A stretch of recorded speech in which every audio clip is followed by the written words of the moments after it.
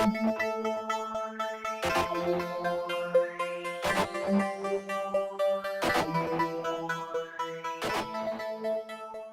United States, at its very core, is a military-industrial complex.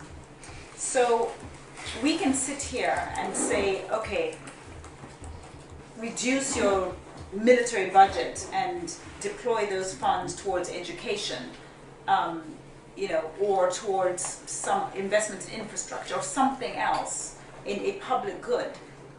And that might sound credible. But the reality is, that is not the culture at the heart of what the United States is.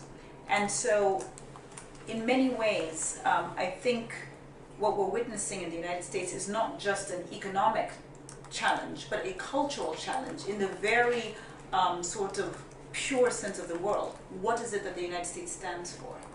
And to my mind, the difficulty that they're struggling with is a recognition that perhaps longer term the viability of the United States as the premier economy in the world requires that they reevaluate their approach as a military-industrial complex. The fact of the matter is the OECD this year has, in March of this year, announced that they think China will be the largest economy in the world by 2016. The less aggressive estimates are, more conservative estimates are from the IMF. They say 2017 China will be the largest economy on a PPP basis.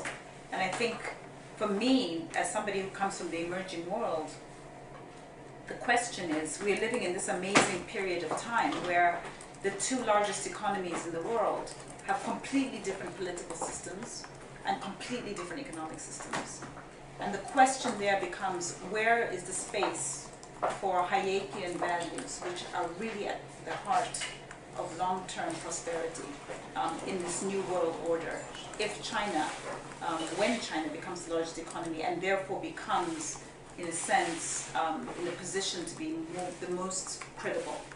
So I do think that debts and budgeting balances are absolutely essential. But and I'm sure we'll get into it. I think the bigger problem, aside from the cultural aspect of the United States, is that if you overlay that with the democratic process, which is in of itself myopic, that policymakers are rewarded for being short-term, then I do not think that we will see the resolution, a sort of sustainable resolution to some of the challenges that the U.S. is facing today.